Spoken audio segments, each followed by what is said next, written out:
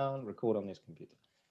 Hello everyone, welcome to That Interview Experience with me, Ash Taylor, and my co-host Helen Sanders, the more important half of this duo. How are you, Helen? I've got it in early this morning. Stop it. I'm really good, charming Ash.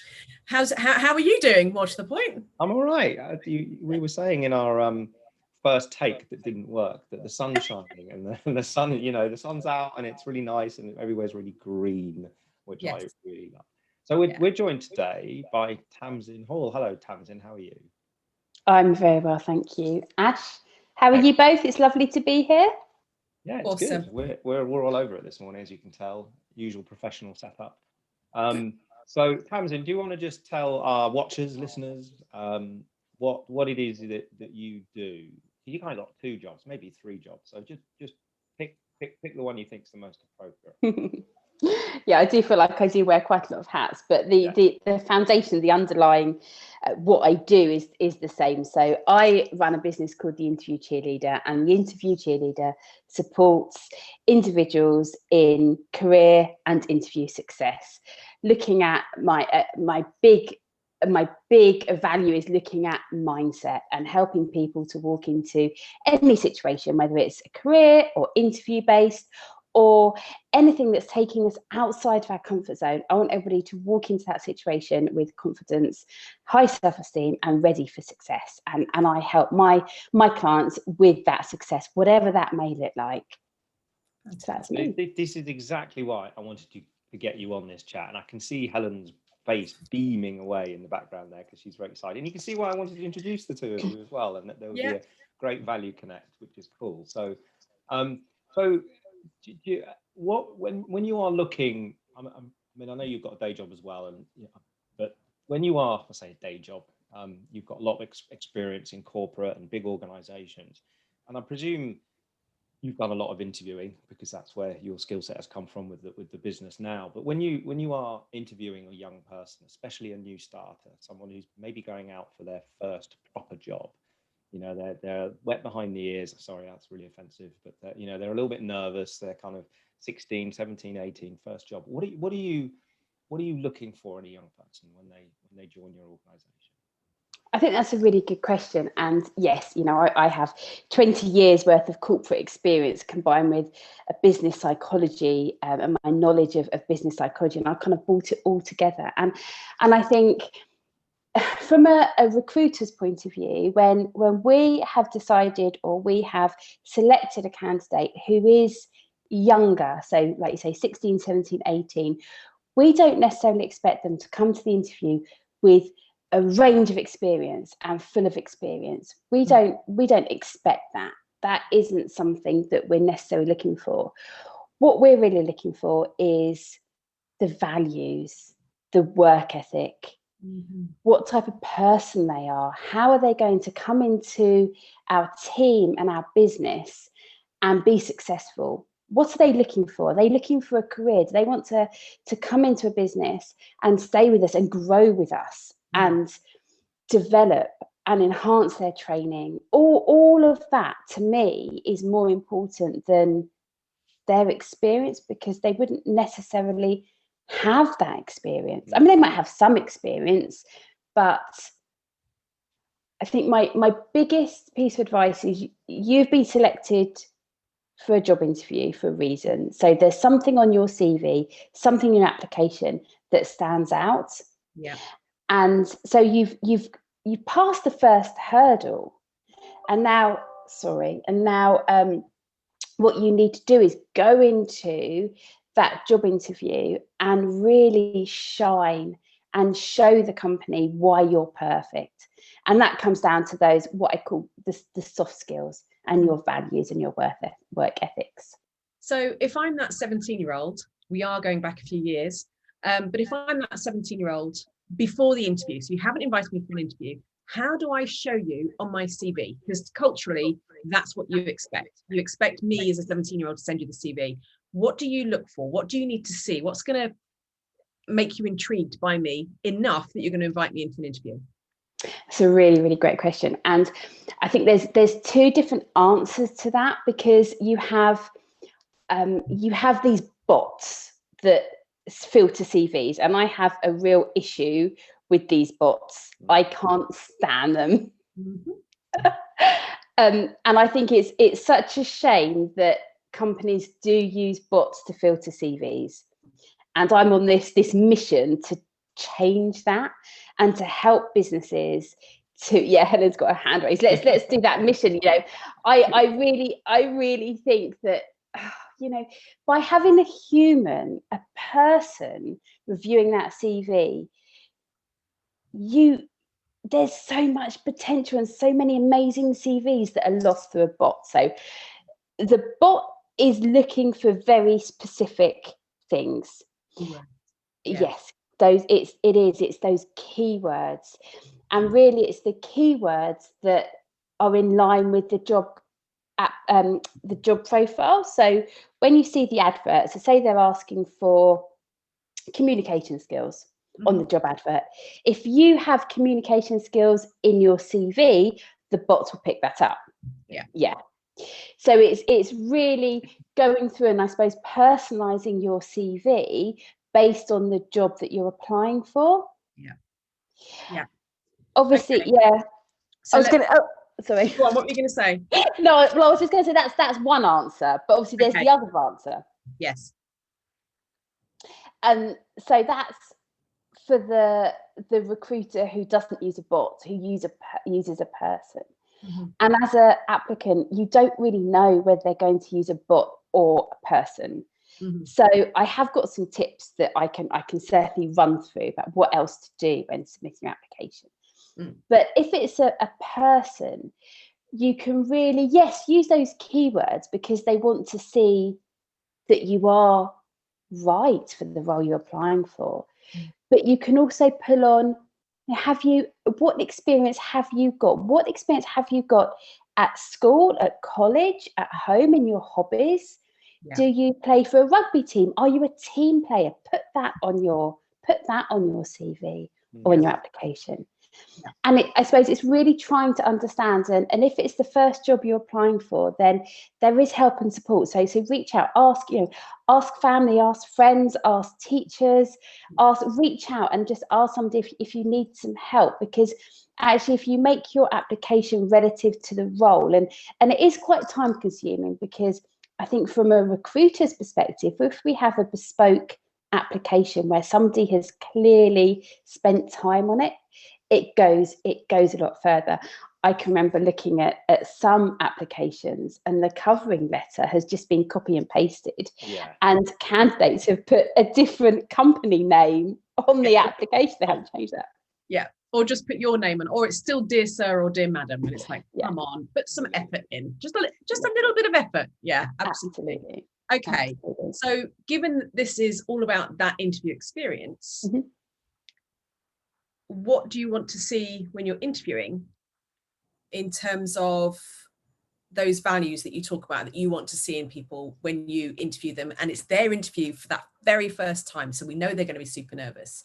How do you go about exploring and getting that information, and how do you spot it?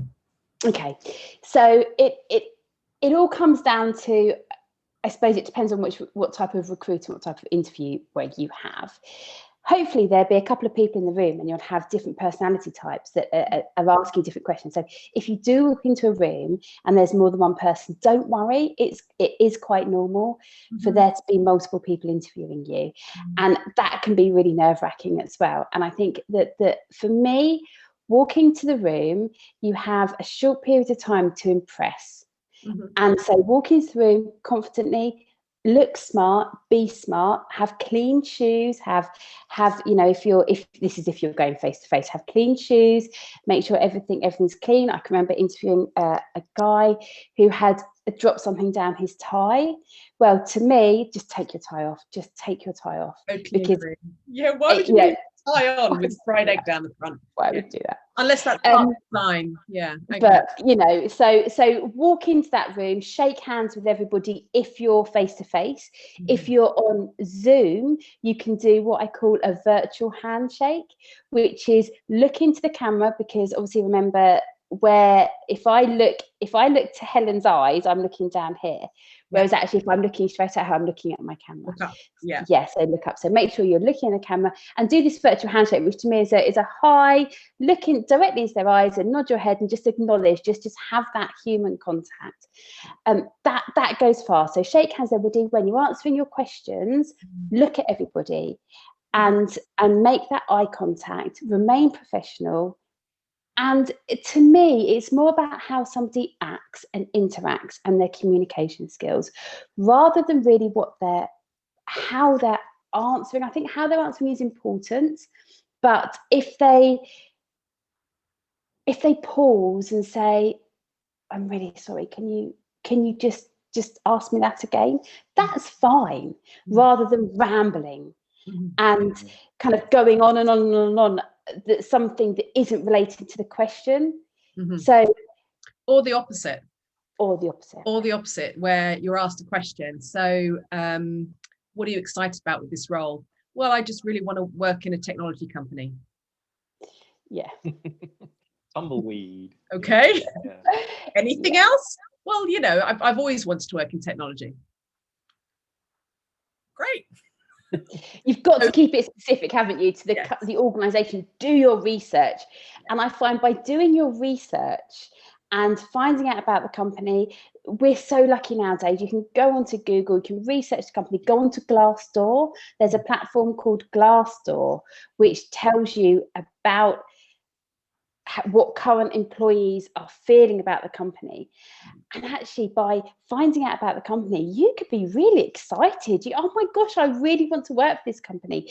If you have that excitement, show it in the interview. Yeah. And have that come across. If you go to Glassdoor and there's terrible reviews on there, remember it's a review platform. And don't take everything as read. So don't be put off if the Glassdoor score isn't that great. Go along and make your own decision, because it's only your mind that you can make up. You know, don't allow other people to influence you too much.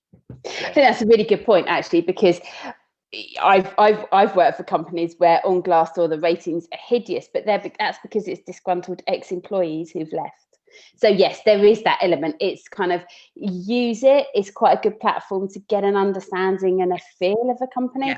But like you say, absolutely, don't take it as read. Yeah. Absolutely. You and I could chat all day, Tamzin, and that is dangerous. That is dangerous. Ash, let's bring Ash in. I'm sure you've got some stuff to say. No, well, I think you're really right about that whole first impression piece. And I think because we are, and who knows how long it's going to be here, the whole Zoom thing, how do you settle yourself in and be confident? So I had a chat, okay, it wasn't an interview, but I had a chat with one of the girls from the school where we're doing some enterprise advisor work. And which, there's the school that's kind of been the brainchild of kicking this off, the inspiration for kicking this off. And she just wanted to talk about her potential options in the future. So I gave her some time, but she was sitting on a stool at her computer, looking down at the camera. So it was not intimidating, but it really was looking down at me kind of thing. She felt looked really tall, and she had a window behind her, and the room was really poorly lit. Yeah. So I didn't mind because we were just having a friendly chat. But if that was an interview experience, I would be saying to her, and I did at the end of the chat, make sure you've got a wall behind you, or there's lots of light and pretty pictures, or your certificates. And if they, if you ride a horse, she's a national champion in a sport, so put those certificate behind you, or a photo of you. Absolutely. Exactly. Yeah. So it's those little things, because you can't choose the environment when you're being interviewed face to face. The employer, the interviewers choose the environment. But you actually have the advantage of being able to set and create your own environment in Zoom, he says, with his golf clubs behind him. Yeah, but that tells us something about you. Yeah. Now, if I'm interviewing you and you're 16, I'm going to say to you, how long have you been playing golf? And you may have forgotten they were there because they're just there. They're always there. Yeah. So Ash, tell me, you've got golf clubs. Are they yours? And then suddenly I light allows up you to talk about it. Yeah, totally. Yeah, I think that's really important. So Tamzin, just another question here about the actual interview. What's your favourite interview question to ask? I love that question. You've heard. So I wouldn't say I'm very. I like to really get to know people. I like to really understand them and understand their values. And I think that the typical interview questions don't tell me enough about somebody. The whole, why do you want to work for our company? Yeah. I like to ask, what do our competitors do better than us? Oh, that's a great question. That is so hard. Oh, you're a mean. Although, do you know what? If you've prepped that, if you're 18 and you're going to an interview and you've prepped that in your head, even if you don't ask that question, ask it back. You can ask them, or you can use the prep in some other way. So if they do say a traditional, why do you want to work for us? Well, So you can use every bit of prep that you do in the interview. That's a brilliant question. So I love that, because you could imagine if you didn't ask it and a 17 or 18-year-old at the end, when you said, right, what have you got any questions for us? Yeah, I think your competitors do this better than you. Yes. how would you use me to change that? I mean, I would be, wow, that's fantastic. Absolutely. I can remember interviewing and somebody turned around to me and said, I noticed in 2014 your complaints went through the roof, but you've turned your customer perception of you around. How did you do that? I love that question. But by asking by being able to answer a question like that, or to ask a question like that all comes from the research that you've done. And you don't have to have experience in a sector or in a role or anything of that to ask that type of question. That's all around your research. And that speaks volumes to me, because if somebody has done the research, has got the right, can walk into a room and hold a conversation, has those communication skills, is able to interact with somebody and answers the questions based on what they've done to prepare for the job interview, that ticks all the boxes for me. Yeah. I suppose it's a little bit like preparing for an exam, isn't it? That you've got 2 years or 3 or 4 years of learning for that exam. There are going to be questions around certain elements of that subject, but you don't know what the specific questions might be. But you do your research and you do your prep to cover the basis, so you're covered as best as you can to answer those specific questions. So it's a very, very similar scenario, isn't it? It's kind of just in case, if we get the one about enzymes, you know how to answer it. Yes, absolutely. Nobody wants that. That's always the tricky question, the enzymes one, I find. Yeah. Tamzin, amazing. Thank you so much for coming on. That's been really, really interesting, really useful. I really appreciate your time. That's been fantastic. If people want some reach out to you and want some help, what's the easiest way to do that? Yep, so I am the Interview Cheerleader. So if you just go to my website, which is the Interview Cheerleader, I have books, courses, PDF guides, all starting at $4.99. So they're not expensive. So if you do need any help or support, then reach out. It's theinterviewcheerleader.com. Thank you for having me. It's been lovely to be here. Thanks, Tamzin. Cheers.